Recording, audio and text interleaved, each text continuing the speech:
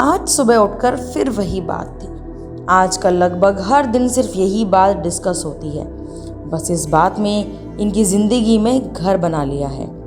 रवि, मैंने कितनी बार कहा है कि अब तो हम इस बारे में बात नहीं करेंगे। लता, इस बारे में बात नहीं करेंगे? और ये कोई छोटी बात है? आखिर तुम क्या छुपा रहे हो? रवि, बस अब तुम इस तरह की बात करके मुझे उकसाने की कोशिश करो ताकि मैं अपने आप को प्रूफ करने के लिए वो करूं जो तुम चाहती हो। लता, क्या तुम नहीं चाहते हो जो मैं चाहती हूँ? और अगर तुम नहीं भी चाहते हो तो क्या मैं तो चाहती हूँ? आखिर हर्ज क्या है? हमारी शादी को 6 साल हो गए हैं, अभी नहीं तो कब? रवि, लेकिन तुम ही तो पहले मना कर रही हो, फिर आखिर अब ऐसा क्या हो गया? लता, पहले मैंने मना किया क्योंकि उस समय नहीं चाहिए था, प्लानिंग करनी होती है, और अब चाहिए, इसमें क्या गलत है? रवि, लेकिन अभी क्या इतना समय हो गया है? हम लोग कुछ दिन और इंतज़ार कर सकते हैं। लता, लेकिन समय रहते ही अगर हम लोग सावधानी रखें तो फिर इसमें हर्ज क्या है? हो सकता है बाद में हमें कुछ दूसरे तरीकों का सोचना पड़े। रवि, ठीक है, लेकिन अभी मुझे ऑफिस जाना है, हम लोग इस बारे में बाद में बात करते हैं। रवि और लता की लव मैरिज थी। 3 साल की डेटिंग के बाद दोनों ने शादी कर ली। शादी को 6 साल बाद भी उन दोनों की कोई संतान नहीं थी। शादी की शुरुआती सालों में वह खुद नहीं चाहते थे, लेकिन अब लता को लगने लगा है कि उन दोनों को किसी डॉक्टर को दिखाना चाहिए। उन दोनों के बीच इस बात को लेकर डिस्कशन होता रहता है। 2 महीने बाद लता रवि को इस बात के लिए राजी कर ही लेती है। लता, रवि, मैंने बात की है, कोई नई डॉक्टर आई है पास के बड़े अस्पताल में, स्वाति नाम है। मैंने उनका अपॉइंटमेंट ले लिया है, तुम्हें मेरे साथ चलना होगा। रवि ने हाँ में सिर हिला दिया। रवि और लता दोनों अपने अपॉइंटमेंट वाले दिन पहुंच गए अस्पताल। अपने नंबर का वेट कर रहे थे। करीब 3 घंटे के इंतज़ार के बाद उनका समय आया डॉक्टर से मिलने का। दरवाजे पर जो था उसने उन्हें अंदर आकर बैठने को कहा कि मैडम अभी आ रही हैं, आप बैठिए। रवि और लता दोनों अंदर आकर बैठ गए। रवि धीरे धीरे फुसफुसाने लगा। रवि, इतना इंतज़ार तो पहले ही किया है और अभी इंतज़ार करना बाकी रह गया? लता, हाँ, तो इससे पता लगा सकते हैं कि इनके पास कितने लोग आते हैं। कुछ बात है तभी तो आते होंगे ना। कुछ समय बाद मैडम अंदर आई। एक फाइल थी उनके हाथ में। स्वाति, ओह, आपको इंतज़ार करना पड़ा, मुझे बस 2 मिनट दीजिए, मैं आपसे बात करती हूँ। Lata, oh okay, no problem. Swati file पढ़ रही है और पढ़कर फ़ोन उठाकर कुछ इंस्ट्रक्शंस देकर फ़ोन रख देती है। स्वाति, हाँ बोलिए लता जी। लता, मैडम, मैं लता और यह मेरे हस्बैंड रवि हैं। स्वाति लता की ओर देखती है और एक नज़र देखने के बाद फिर से वो देखती है। उसके चेहरे के हाव भाव बदल जाते हैं। वो कुछ सेकंड तक रवि को देखती रहती है। स्वाति ने रवि को अभी देखा, लेकिन रवि जब से स्वाति कमरे में आई तब से देख रहा है। रवि स्वाति की आंखों में भी देख नहीं पा रहा था। स्वाति अपने को कैसे भी कंट्रोल करके फिर से अपना सारा ध्यान लता की बातों में लगाने की कोशिश करती है। कुछ चेकअप वो लता के लिखती है और रवि के लिए उनके अस्पताल के ही डॉक्टर को मिलने की सलाह देती है।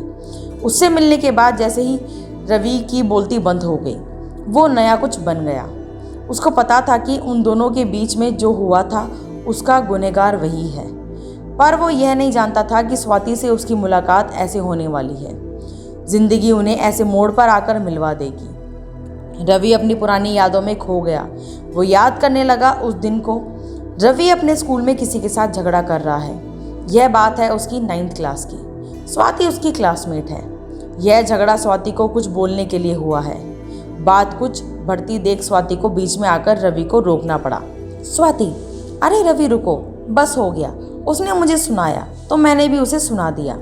अब बात को ख़त्म करो, क्यों बहस कर रहे हो, बात को बढ़ा रहे हो? रवि, मैं बात को बढ़ा रहा हूँ? तुम्हारे लिए मैं बोल रहा हूँ और हर बार तुम मुझे ही बोलती हो। स्वाति, मत बोल, तुम मेरे लिए, मैं अपने लिए बोल सकती हूँ, तुझे बोलने की क्या ज़रूरत है? इस बात को लेकर अब रवि और स्वाति में बहस होने लगी और वो दोनों एक दूसरे से बात करना बंद कर देते हैं। लेकिन फिर स्वाति रवि को हर बार की तरह मना लेती है। शुरुआत में रवि थोड़ा भाव खाता है, लेकिन फिर वो मान जाता है। रवि और स्वाति दोनों बेस्ट फ्रेंड हैं। स्कूल के बाद भी दोनों की दोस्ती बनी रहती है। दोनों को एक दूसरे के अलावा किसी की ज़रूरत नहीं होती। अपनी ही मस्ती में वो मस्त रहते हैं। रवि अपनी पुरानी बातों में खोया हुआ था कि तभी उसे आकर लता हाथ लगाकर होश में लाती है। लता, कहाँ खो गए हो? खाना बन गया है, कब से आवाज़ लगा रही हूँ। रवि उठकर बैठ जाता है। आखिर इतनी अच्छी दोस्ती थी, फिर भी रवि की ज़िंदगी में आज लता है, स्वाति क्यों नहीं? रवि का दिन अब पहले जैसा नहीं रहा। वो सिर्फ ख्याल में खोया था। वो अपने ऑफिस जाने के लिए निकला ज़रूर था, लेकिन वो गया अस्पताल स्वाति से मिलने। अस्पताल में स्वाति के केबिन के बाहर जाकर उसने अंदर जाने की कोशिश की तो बाहर खड़े शख्स ने उसे रोका और कहा कि सर, आप अंदर नहीं जा सकते अपॉइंटमेंट के बिना। रवि ने कहा कि मैडम से मिलना मुझे जानती हैं, कहो कि रवि आए हैं। जब वो अंदर जाकर मैडम से पूछ के आया तो बोला कि मैडम ने बोला है कि जिसके पास अपॉइंटमेंट है सिर्फ उसे अंदर आने दो। रवि को जैसे थोड़ा बुरा लगा। उसे समझ आ गया कि स्वाति को अब उससे बात करने में कोई इंटरेस्ट नहीं है। रवि छोटा सा मुंह बनाकर वहाँ से निकल गया। रवि अपने ऑफिस गया। दिन भर बस यही सोचता रहा, उस पल को याद करता रहा जब स्वाति मेडिकल एग्ज़ाम की तैयारी करने के लिए अपने शहर से बाहर जाने वाली थी। रवि की फैमिली वो शहर छोड़ रही थी क्योंकि उनकी केवल एक संतान थी रवि। उन्हें लगा कि जहां रवि की आगे की पढ़ाई होगी वो भी वहीं रहेंगे। स्वाति और रवि दोनों ही अब उम्र के उस पड़ाव पर थे जब किसी के जीवन में प्यार की दस्तक होने लगती है। स्वाति, अब पता नहीं कब मिलना होगा। मेरा सपना तो तू जानता है कि मुझे डॉक्टर बनना है। रवि, मुझे एक बात बोलनी है। किसी भी बात को आप अपनी कमज़ोरी बना सकते हो या ताकत। मैं आज तुझसे एक वादा लेने वाली हूँ। रवि, क्या वादा? स्वाति, देख, यह तुझे भी पता है और मुझे भी कि हम दोनों अब सिर्फ दोस्ती नहीं बल्कि प्यार हैं। और मुझे यह भी पता है कि तू बोलेगा नहीं, मुझे ही बोलना पड़ेगा, तो मैं आज बोल रही हूँ, आई लव यू। लेकिन यह एहसास हमारा है। हमारे माँ बाप ने हमारे लिए कुछ सोचा है, उनके भी सपने हैं। मैं चाहती हूँ कि हमारा प्यार हमारे फ्यूचर के आगे ना आए, कमज़ोरी नहीं हमारी ताकत बने। हम दोनों पहले कुछ बन जाते हैं, फिर साथ होंगे, खुश होंगे। मैं तुझसे यह वादा करती हूँ कि मैं तेरी हूँ। क्या तू भी मुझसे करता है? रवि, तेरी हर बात मुझे मंजूर, पक्का वादा। और हाँ, आई लव यू टू। मैं शायद ही कह पाता, तूने सही सोचा। इतना कहकर दोनों ने हग किया। स्वाति की आंखों में आंसू थे। स्वाति, देख, मुझसे ज़्यादा सुंदर कोई मिली और तू गया ना तो तुझे मार डालूंगी। रवि इन बातों में खो गया ही था कि उसके फ़ोन पर रिंग बजती है। कोई अननोन नंबर था। रवि फ़ोन रिसीव करता है। वो फ़ोन स्वाति का होता है। स्वाति, हाँ, तुम मिलने आए थे? वो अस्पताल था, अभी मिल सकते हो क्या? तो आ जाओ। स्वाति उसे एक कैफ़े में बुलाती है। रवि और स्वाति अब एक दूसरे के आमने सामने हैं। रवि, कैसी हो? स्वाति, जैसे तुम छोड़ के गए थे वैसी ही हूँ, मैं बदलती नहीं। जो बात मैं करती हूँ उस पर रहती हूँ। रवि, वो मैं। स्वाति, कुछ कहने या समझाने की ज़रूरत नहीं है। मैं ही पागल थी, समझा। जैसा मैंने सोच रखा है वैसा तुम भी पक्का मेरे लिए सोच कर रखोगे। तुम्हारे लिए बहुत रोली, लेकिन तुम्हारे उस प्यार ने मुझे ताकत भी दी। मैं आज जो बन गई डॉक्टर। मैंने कई सपने सजा लिए थे कि तुमसे मिलूंगी तो ऐसा करूंगी, यह बोलूंगी, लेकिन तुम मिले ही नहीं।